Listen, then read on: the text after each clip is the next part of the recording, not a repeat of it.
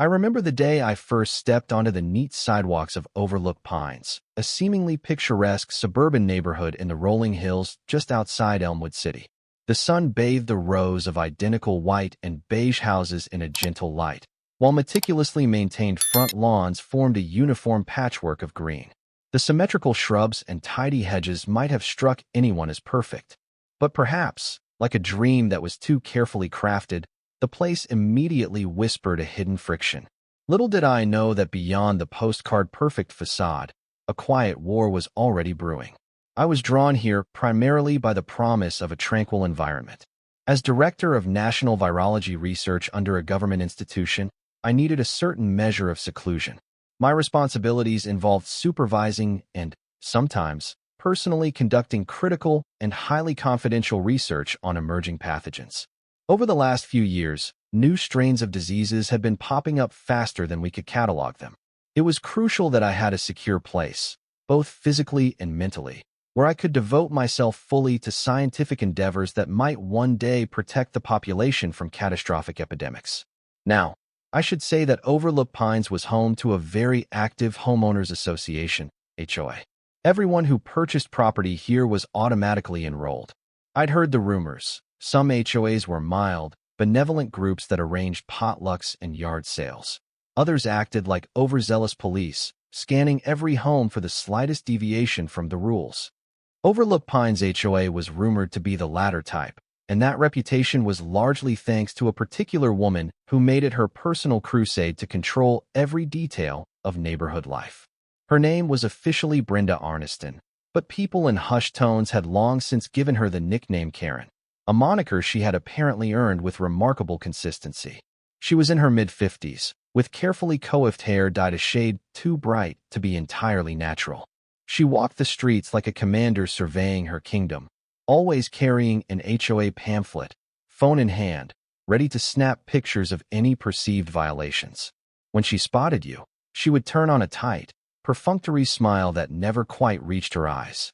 Then would come a disapproval-laced comment about your driveway's cleanliness, or your mailbox's color, or some rumored unscrupulous activity you might have been engaged in. According to the local grapevine, more than a few neighbors had found themselves at the receiving end of cease and desist letters for the most trivial of reasons. Ironically, I felt somewhat shielded by the nature of my work, because no one really knew the full extent of it. I was a scientist, quietly establishing a small, specialized laboratory in my basement with the blessing of certain federal agencies. The lab was designed for critical testing and data analysis, focusing on immunological responses to newly discovered viruses and bacteria. We had clearance. We had all the permits for high-level biosecurity, but we operated discreetly, so as not to alarm the public. After all, not everyone wants to know that their neighbor might be studying antibiotic-resistant pathogens next door.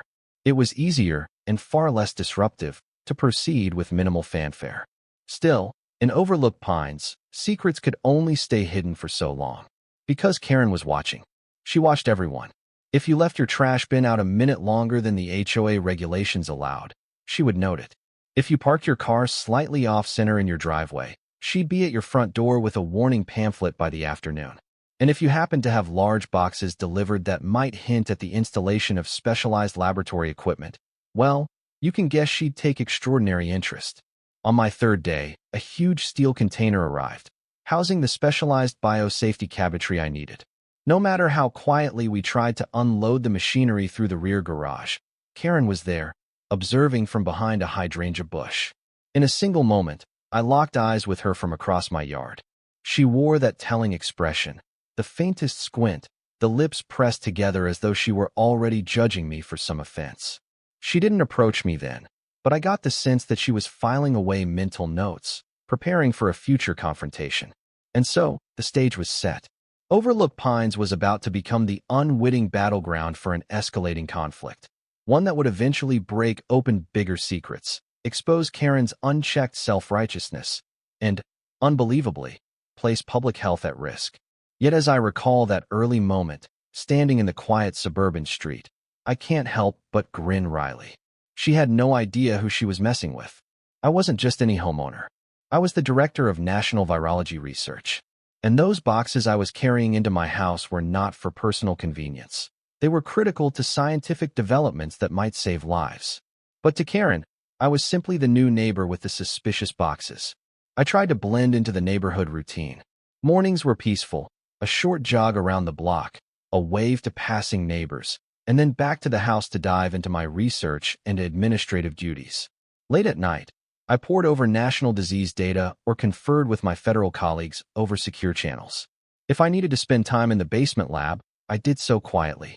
I took every precaution to maintain confidentiality and, more importantly, to ensure that there was no risk of contamination or accidental exposure for anyone outside. But Overlook Pines had its own routines. Once a month, the HOA held a mandatory meeting in the community center, a modest, single-story building near the entrance of the neighborhood. It was flanked by a basketball court and a playground, features that seemed at odds with the quiet, restrictive nature of the HOA. Even though I was new, attendance was not optional, so I carved out some time one Wednesday evening to show my face. This, as fate would have it, would be my first in-person collision with Karen's methodology. The meeting room smelled of stale coffee and disinfectant. Rows of fold-out chairs faced a long table, behind which Karen and two other board members presided like stern judges. About 20 residents had come. Some were young couples, others were retirees. Everyone seemed to whisper among themselves, anticipating some confrontation. Karen stood up. Her pastel blouse was immaculately pressed, and her expression was businesslike. "Good evening, neighbors," she began with a smile that didn't quite soften her hawk-like gaze. "I'd like to call this Overlook Pines HOA General Meeting to order." She glanced at a typed agenda in front of her, her bright red manicured fingernail tapping it. "First, I want to address an important new rule about landscaping. I've noticed that some of you have hedges creeping above the approved height of 36 inches. I'll be handing out the new guidelines tonight, and failure to comply will result in a written warning. After the third warning, we will fine you. We have to maintain our neighborhood standard, after all." She prattled on about hedge height for 15 minutes, going into excruciating detail. The other board members nodded dutifully. When she finished, a timid older man raised his hand to point out that some families like their privacy hedges, and maybe we could consider modest exceptions. Karen swiftly shot him down with a reference to the community covenant. Then she continued. "Next item. We've had complaints regarding large, unmarked deliveries arriving at certain properties. This is a violation of our visibility restrictions and our guidelines about commercial usage of private homes." Her eyes scanned the group, eventually landing squarely on me. I've personally witnessed a homeowner receiving what appeared to be industrial equipment. Overlook Pines is a residential area, not a commercial storage facility. If you have such deliveries, they must be approved by the board at least 2 weeks in advance, with full disclosure of the contents and their intended purpose. A hush fell over the small crowd. My throat tightened, but I steadied myself. I knew the direct confrontation was coming, so I raised my hand politely. "Hello," I said, standing. "I'm new to the neighborhood. My name is Dr. Dylan Samuels. About the deliveries. You must fill out the official forms, Dr. Samuels," Karen interjected, without even letting me finish. "And we expect compliance. These rules aren't suggestions. They're mandatory. And if you're running a business out of your home, you need to shut that down or relocate it. We do not allow any form of business that disrupts the residential tranquility of Overlook Pines." A ripple of unease traveled through the other residents. 1 or 2 people glanced at me with sympathetic eyes, as though they were used to Karen's intrusive style. I took a deep breath. I'd prepared for a possible confrontation, but not so soon. "I am aware of the HOA's regulations," I said calmly, "and I am not running a business. The equipment that arrived is purely for professional, confidential research. I have clearance from the relevant authorities." Her lips thinned. "What sort of research?" I could sense the weight of everyone's stares. I was not obligated to explain the details to this woman who'd anointed herself queen of the cul-de-sac. But I realized that refusing to answer might provoke more suspicion. "It's medical research. Government-backed. I have all the paperwork, if needed. But it doesn't affect the neighborhood in any negative way." Karen's eyes gleamed with an odd combination of curiosity and malice, as though she were both intrigued and eager to find fault. "Medical research," she repeated slowly. "You didn't mention you're a doctor to the board when you purchased the property." Actually, I don't recall you mentioning anything about specialized equipment. This is quite the surprise. I didn't realize I needed to broadcast my professional credentials to the HOA. I followed the legal guidelines. You should have consulted with us first, she retorted, voice growing sharper. Overlook Pines does not appreciate surprises. I will be making a note of this. We'll be in contact. A few neighbors looked away, unwilling to get involved. I felt my heart pound, but I stood my ground. Of course, I'm happy to provide any required documentation, I said. Inside, though, a small spark of indignation flared. I resented the intrusion. My work was delicate, potentially life-saving. It didn't need to be subject to the whims of a petty HOA overlord. Karen stared at me for a moment longer, as if sizing up the challenge I might pose. Then, without even a polite dismissal, she pivoted her attention back to the agenda. Now, item 3, street parking regulations. And just like that, she moved on, having effectively singled me out as a potential villain in her domain. I spent the rest of the meeting biting my tongue, listening to her robotic enumeration of rules and fees. The entire ordeal lasted an hour, and it ended with a stack of printed guidelines placed in my hands. But I barely glanced at them. As I left, I felt the tension swirling around me, and a sense that this was only the beginning of a prolonged battle. Because now Karen had me in her sights. She had no idea who I truly was or what I did. But she suspected something, and that suspicion alone was enough to ignite her self-righteous fervor. Deep down, I realized that life in Overlook Pines might be anything but tranquil. Over the next week, a subtle, creeping sense of unease settled on my life. It started with small things. I would step out to collect the mail and feel eyes on me, only to glimpse Karen's figure vanishing behind the blinds of a neighboring house. Or I'd open my garage to pull out my car and catch a glimpse of her walking slowly past, her phone held conspicuously as though ready to capture any perceived violation. It was borderline harassment, but she never crossed a line that could be pinned down as definitively illegal. It was more like psychological warfare, her presence an unspoken reminder that my every move was being monitored. What she didn't know, and what I couldn't readily disclose to an HOA busybody, was that my research was top priority for the federal government. When a new virus emerged in a small rural community in the southwestern part of the country, my lab was among the first to receive samples, under secure protocols. If Karen had known how carefully these hazardous materials were packaged, triple-checked, and delivered by specialized couriers, maybe she wouldn't worry. Or maybe she would worry more, but for all the wrong reasons. In any event, the arrival of these samples and the data analysis I performed were done so discreetly that even my immediate neighbors had no clue. And that was by design. Yet my calm, procedural approach was about to run headfirst into Karen's unstoppable meddling. One afternoon, I returned from a grocery run to see a new letter taped to my front door. The letter, on the HOA's official letterhead, stated that a formal investigation had been opened regarding unapproved commercial or industrial activity at my address. The letter demanded that I provide full disclosure of the nature of my work, list all equipment installed, and submit relevant permits and approvals within 7 business days. Failure to comply, it warned, would result in daily fines and potential legal action. I stared at the letter in disbelief. 7 days to comply, or they'd harass me with fines. My initial reaction was pure annoyance. But, after the wave of exasperation passed, a flicker of concern rose within me. I had federal clearance for my lab, which was far above any local HOA's authority. Yet HOAs were known to be litigious, and while I doubted they could truly shut me down, they could definitely stir up a storm of drama. They might call local news channels or file nuisance lawsuits. My work was delicate enough. A public spectacle could compromise the trust of the agencies I collaborated with. That night, I paced in my kitchen, flipping through the relevant paperwork. My official permits were in order. I even had a letter from a government regulatory body stating that my facility complied with all biosafety standards. But would an HOA in a sleepy suburb respect that? That question was answered the next morning when Karen showed up unannounced at my doorstep. I had just finished a Zoom call with colleagues, discussing viral replication rates, when the doorbell rang. Opening the door, I found Karen standing there, arms folded, her expression a mixture of smugness and feigned politeness. "Good morning, Dr. Samuels," she greeted. "I trust you received the letter?" "Yes," I said curtly, stepping out onto the porch and closing the door behind me. I didn't want her peering inside. I have all the federal permits I need for my research. Your letter is unnecessary. She gave a condescending smile. We shall see about that. The HOA bylaws grant us oversight powers regarding any activities that might affect property values or the safety of our residents. We take our responsibilities very seriously. I've told you, my work doesn't pose any threat to the neighborhood.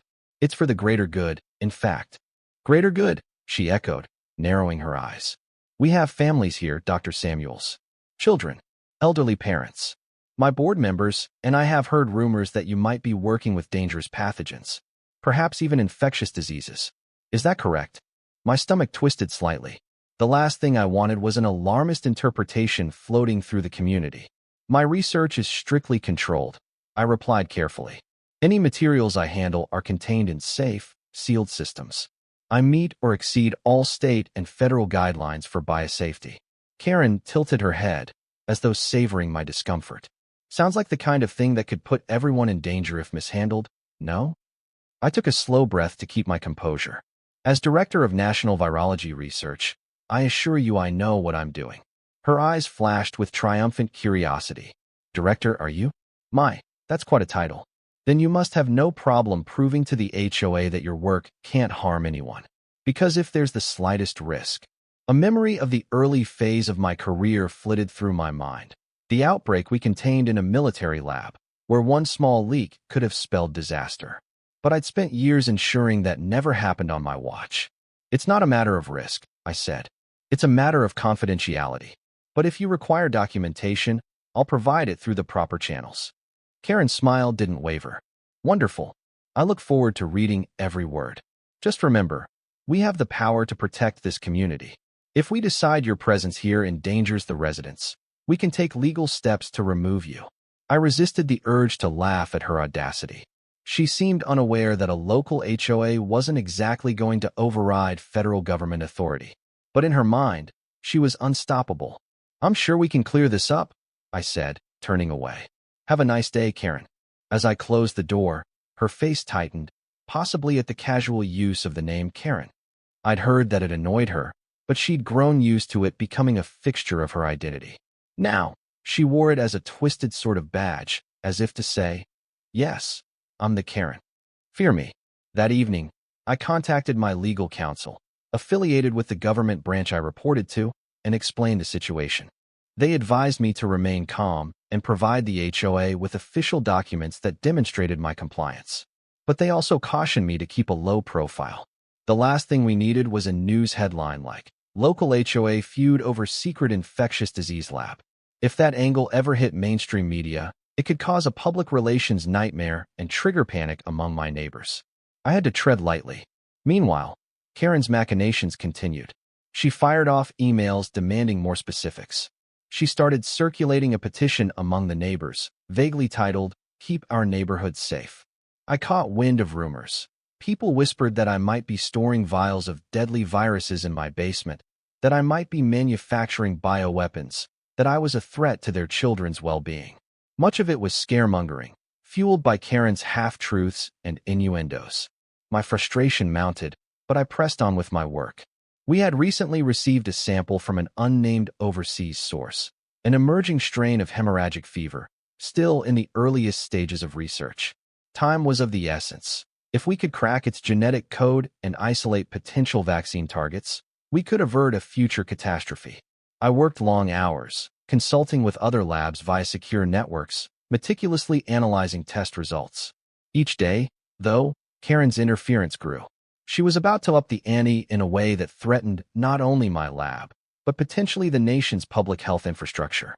The situation exploded during an afternoon that was supposed to be routine.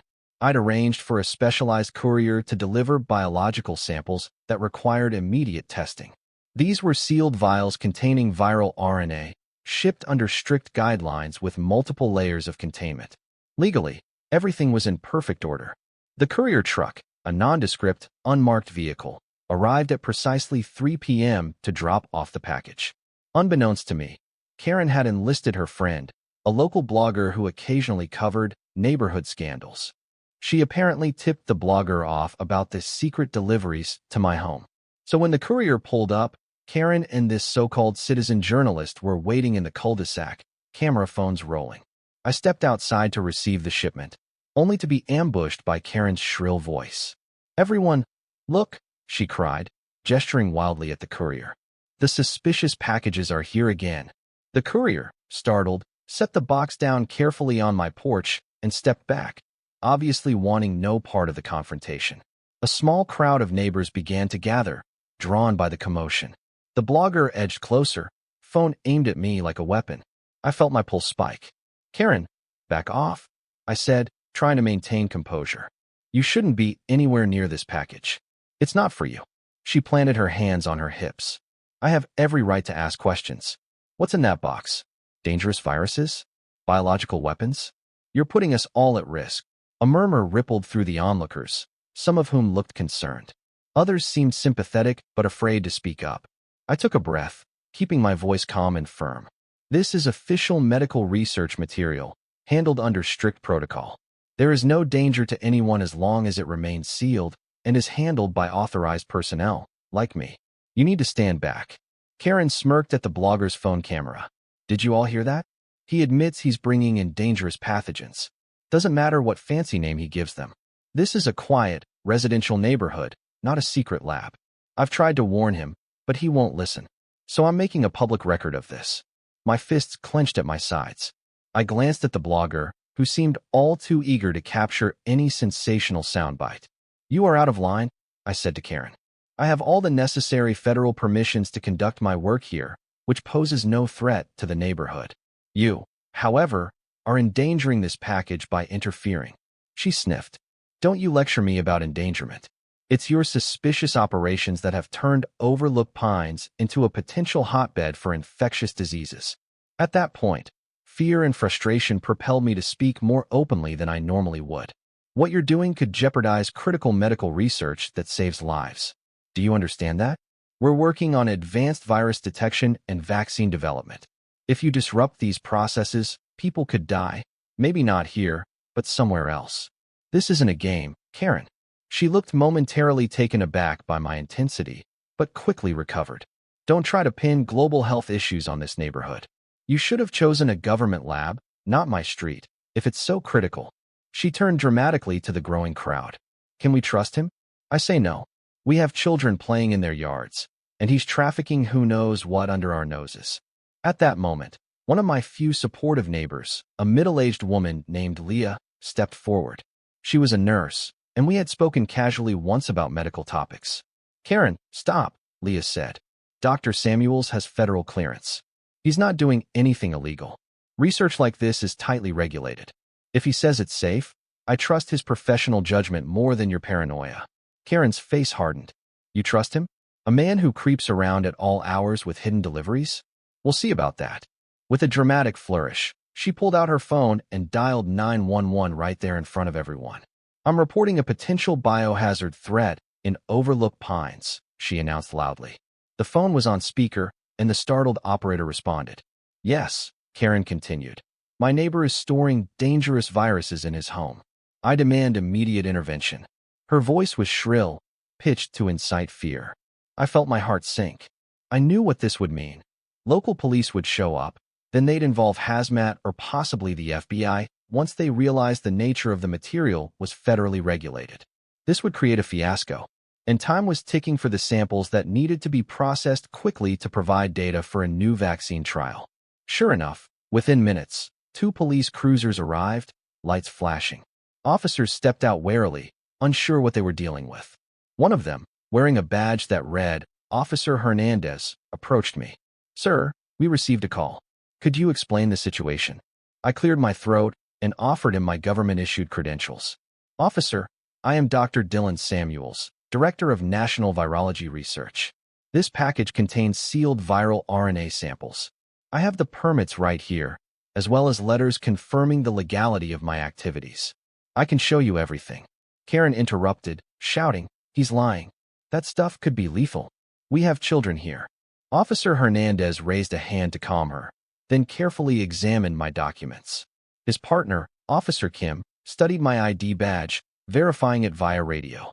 Eventually, they exchanged a nod. "Everything seems in order, Dr. Samuels," Officer Hernandez said. "We do see a federal permit for this lab. The shipping container is labeled as well."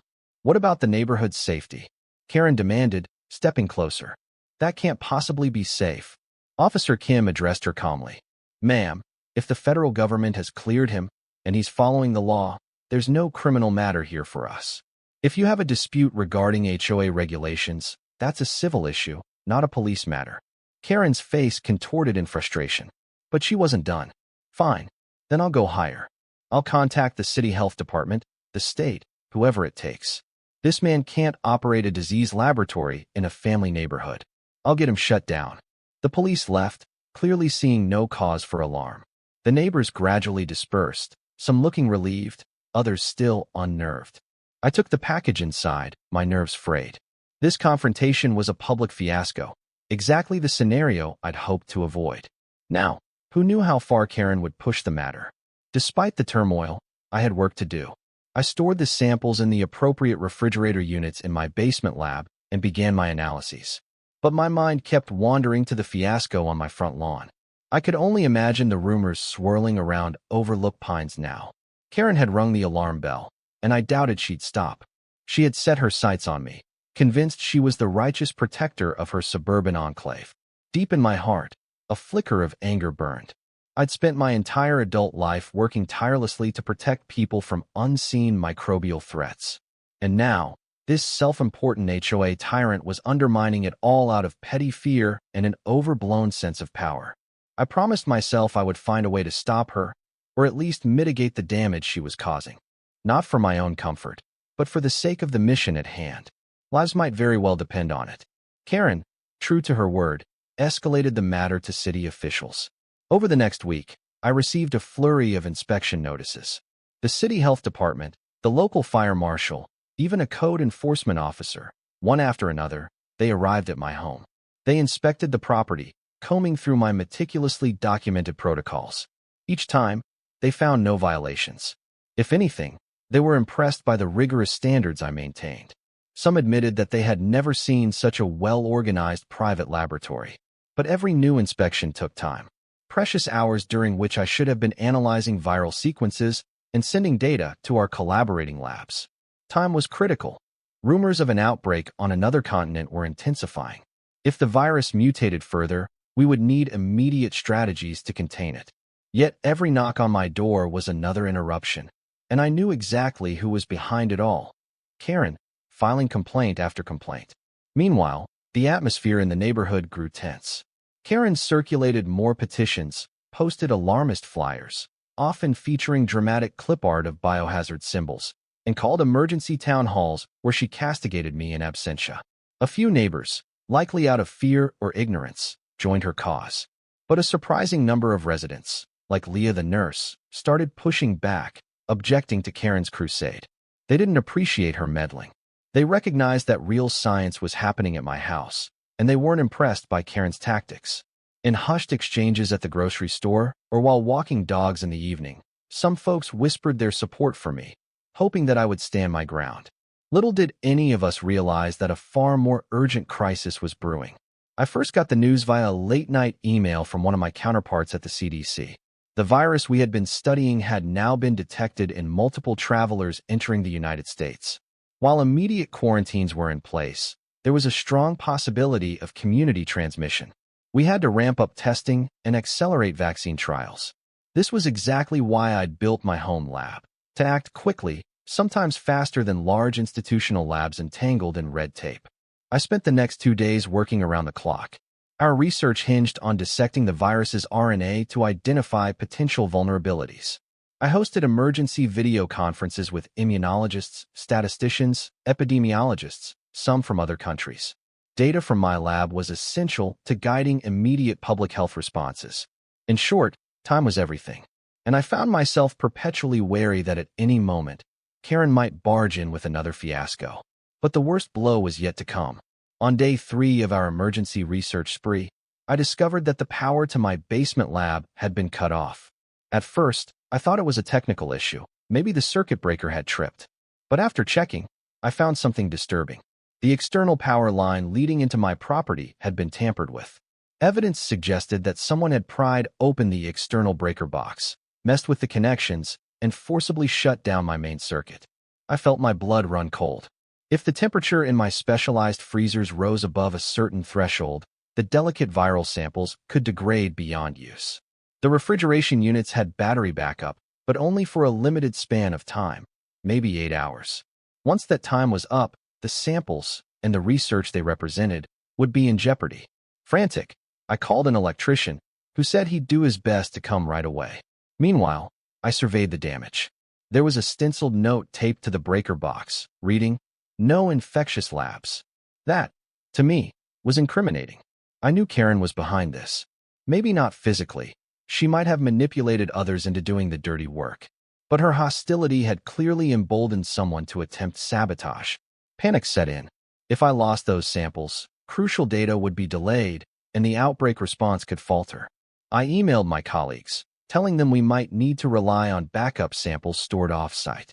But it would cost us precious days to get them shipped in again, re-verify them, and resume testing. By the time the electrician arrived, I was practically pacing in the driveway. He confirmed that it looked like someone had intentionally damaged the breaker box. Luckily, he was able to restore power by replacing the compromised components, and the lights flickered back on.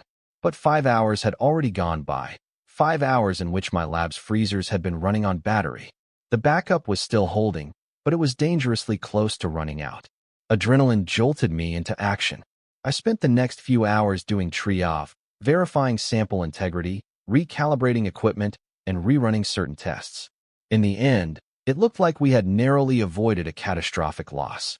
But the incident left me enraged and unsettled. Karen had crossed a line.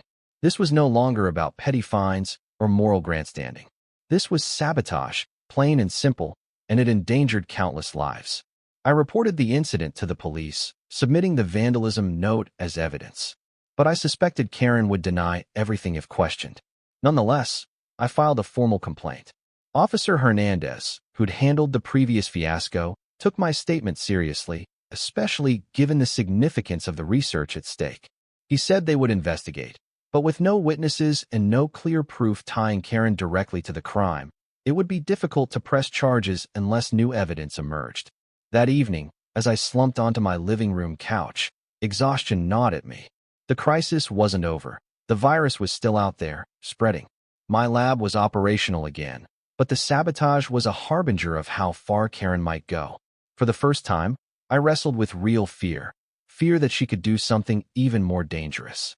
Also, I felt a profound betrayal. I had chosen Overlook Pines for tranquility and an environment in which to do vital work quietly. Instead, I was locked in a life-and-death power struggle with a woman who seemed incapable of understanding the bigger picture or simply didn't care. I stared at the door, half expecting Karen to barge in with another complaint. But the house was quiet. Too quiet. I decided I needed to escalate this. The sabotage was criminal, and though Karen might claim ignorance, her campaign of harassment formed the backdrop. Perhaps it was time for me to use my own leverage. The next day, I reached out to my higher contacts in the government. If Karen wanted a war, she would get one, though not in the way she expected. Word traveled fast in bureaucratic circles. After hearing my report, a high-ranking official from the Department of Health and Human Services reached out. They'd already been monitoring the outbreak situation. The sabotage at my home lab was alarming and threatened to delay vital research. The official made it clear, if local authorities or the HOA in Overlook Pines tried to hamper this work further, the federal government could and would intervene. Meanwhile, news of potential domestic cases of the virus began trickling into the mainstream media.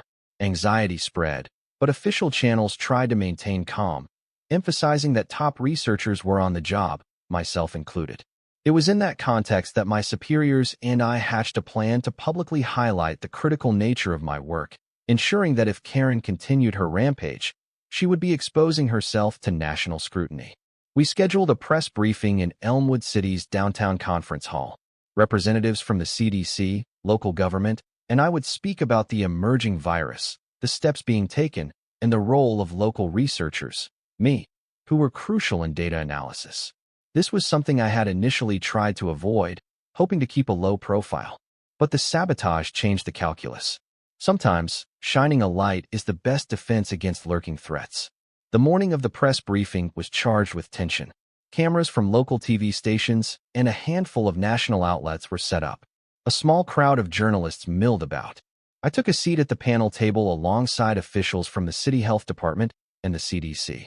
My heart thumped with a mix of adrenaline and nerves. I was used to scientific presentations, not public press events. After the mayor introduced us, I stepped up to the podium. I laid out the facts about the virus, how it spread, what symptoms to look for, and what safety measures were recommended. Then, I touched on the work happening in my lab. I explained that while it was located in a private residence, it was fully equipped and authorized to handle emergent pathogens, a crucial part of the national effort. I deliberately avoided mentioning Overlook Pines by name, focusing instead on the broader message. We are doing everything in our power to protect the public, and timely research is essential. During the Q&A session, a reporter asked about the sabotage. The rumor mill had obviously churned out some details. I acknowledged that there had been an incident of vandalism targeting my property, but I kept it general. The important takeaway, I said, is that these disruptions jeopardize the safety of all Americans by delaying critical research. We ask that anyone with concerns about medical research practices contact legitimate authorities rather than take reckless action. To my side, I saw the city health commissioner nodding emphatically. He added, "We fully support Dr. Samuels's work. We will not tolerate any harassment or sabotage that endangers public health." After the briefing, I was swarmed by a few reporters seeking more details. I carefully repeated my talking points, emphasizing that I was cooperating with local and federal agencies. Eventually, I slipped out the side door, escorted by a pair of city officials who sympathized with my situation. Meanwhile, back in Overlook Pines, the reaction was predictable. Karen fumed. A neighbor discreetly messaged me, saying that Karen had been on a rampage after seeing the press conference, proclaiming that I was overblowing my credentials and spreading fear to justify my illegal lab. She doubled down on her vendetta, calling another emergency HOA meeting for that very evening. I debated whether to attend, but I eventually decided to show up. If Karen was going to spout lies, I wanted to confront her publicly. Maybe I could put an end to this madness once and for all. That night, the community center was packed. Word had spread that the man in the center of the controversy, me, would be there. Karen presided over the meeting with her usual militant posture, flanked by the other board members. Her eyes practically sparked with hostility when I walked in. The moment the meeting began, Karen launched into a tirade. "Fellow neighbors," she said, "I called this session to address an ongoing threat in our midst. Despite my repeated warnings, we have a homeowner conducting dangerous medical experiments in his basement. He's invited national attention to our peaceful streets, painted Overlook Pines as a hotbed for disease. And now, the media is swarming. Our property values are at risk. Our families are at risk." Her voice rose to an impassioned pitch, drawing murmurs from some in the crowd. She continued, "Some of you may have seen the press conference. He's trying to blame us, calling it sabotage, when in reality, we're just protecting ourselves. I say enough is enough. We, the HOA, can and will remove this threat if it doesn't cease immediately." I stood, scanning the sea of faces. Some reflected fear, others empathy, and a few downright anger. Clearing my throat, I steadied my nerves and addressed the crowd. "Everyone, please understand. My work is not illegal, nor is it reckless. It's authorized and regulated by national health agencies. Yes, this virus is a serious issue, but we are taking every possible precaution to study it safely. If you have questions, I'm here to answer them." "Then explain," Karen demanded, pointing a manicured finger at me. "Explain why we should believe you're not endangering us all." I took a breath. "Because I've dedicated my career to safeguarding public health. Because I have advanced equipment and protocols that exceed many standard research facilities. And because federal authorities trust me enough to collaborate with me. The only danger comes from attempts to sabotage or shut down this research. If that continues, we risk losing precious time in controlling a potential outbreak." Karen's face twisted with contempt. She flipped through her stack of papers. "I have testimonies from neighbors who say you receive hazardous material deliveries. You run your equipment day and night, possibly releasing fumes or contaminants into our air. This is a direct violation of HOA covenants that protect our residents' right to a safe, peaceful environment. At that, Leah, the nurse, spoke up from the back of the room. Karen, you're blowing this out of proportion. I've worked in medical research before. Dr. Samuels's descriptions are accurate. This is not some hack job. He's a legitimate scientist with advanced credentials. Karen ignored her, pressing on. The board has voted to impose daily fines until Dr. Samuels ceases his unapproved operations. If those fines go unpaid, we will place a lien on his property. She looked smugly at me. You might have federal friends, but your house is still under our HOA's jurisdiction. A wave of shock rippled through the attendees. Even some who were ambivalent about my work seemed appalled at the harshness of Karen's announcement. She was basically threatening to take my home if I didn't shut down the lab. My patience snapped. I stepped forward, voice firm. You are overstepping your authority. I have every legal right to conduct sanctioned research in my property. Your fines won't hold up under federal scrutiny. Karen's eyes narrowed. We'll see about that. The atmosphere was electric. I realized that reason wouldn't work with this woman. Her hatred had reached a fever pitch, and she reveled in her perceived power. Yet, ironically, the crisis she was fueling was about to hit a tipping point. Because the outbreak was accelerating, and if Overlook Pines blocked critical research, it wouldn't be long before the rest of the country and the federal government turned its gaze directly upon her. The next few days passed in a blur of tension and scientific urgency. Confirmed cases of the virus doubled, then tripled. While the CDC and other labs scrambled, my home lab was at the forefront of sequencing new samples, identifying potential vaccine pathways. The data we generated was quickly fed into national models, guiding decisions on travel advisories and healthcare protocols. Meanwhile, Karen and the HOA board unleashed a barrage of fines, each more ludicrous than the last. Within a week, I supposedly owed thousands of dollars for a violation of community standards, unauthorized commercial activity, and failure to comply with repeated warnings. Each new invoice was taped to my door, a brazen attempt at intimidation. I forwarded them all to my legal team. They prepared countermotions, citing federal supremacy and the national interest in my work. However, bureaucracy moves slowly, and Karen was using every trick in the HOA rulebook to corner me. I was inundated with official-looking documents, each demanding compliance or threatening to file a lien. She was determined to drive me out, no matter the broader consequences.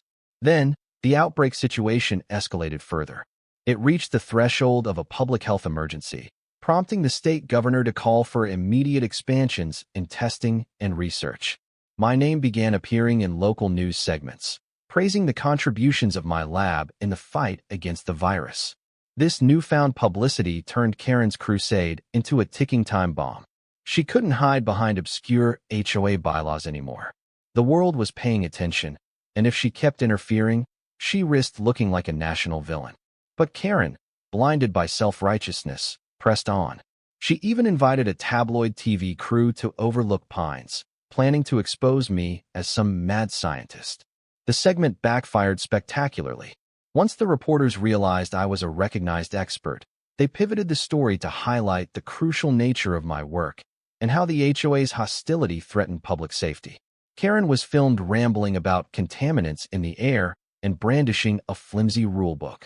The episode aired, painting her as hysterical and petty.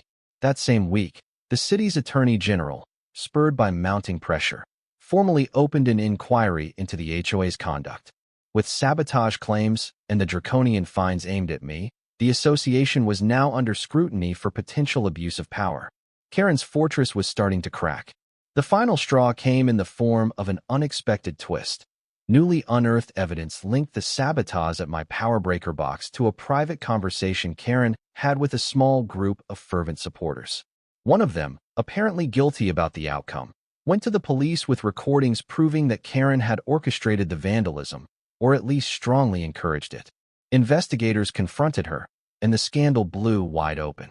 The moment it became clear that Karen faced potential criminal charges, harassment, vandalism, and obstruction of a government-endorsed research project, her bravado began to crumble.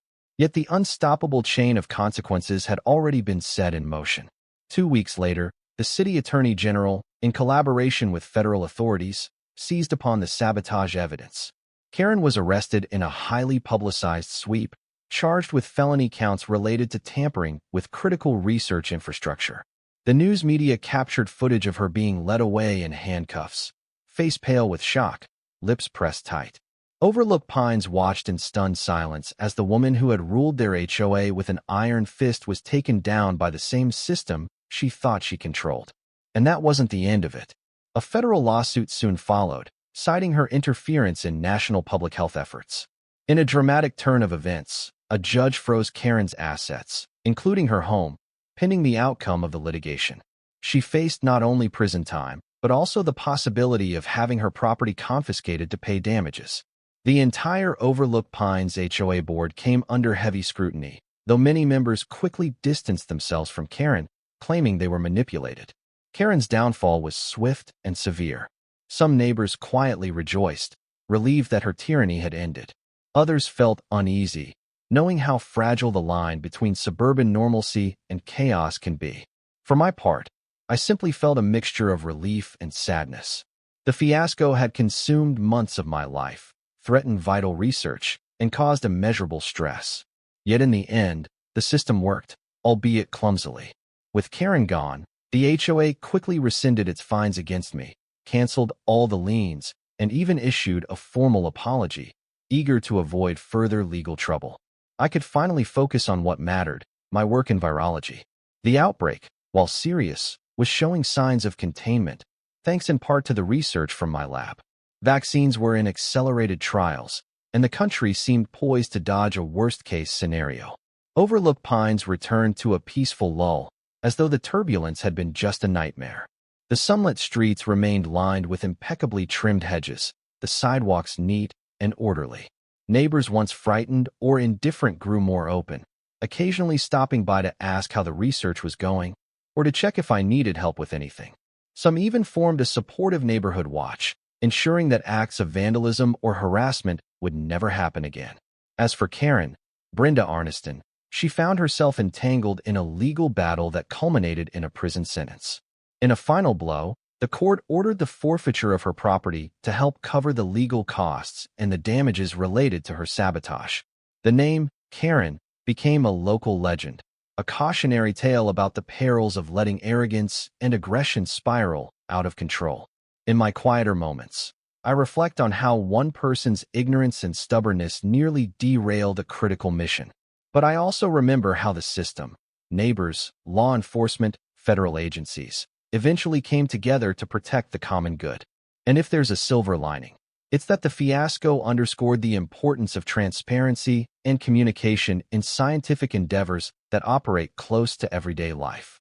Even if you have the law on your side, you still need the trust and goodwill of the community you live in. Yet I can't help but smile when I recall the precise moment Karen learned I was the director of National Virology Research, with all the authority and official support that implied. She had assumed that by bullying me, she could bend me to her will. Instead, she triggered the full force of a system designed to protect the very research she tried to destroy. And in the end, her misguided hunger for control led her straight to prison, property lost, reputation in tatters. Somewhere out there, in a cramped jail cell, Karen is probably wishing she'd thought twice before shutting down the essential labs she so poorly understood.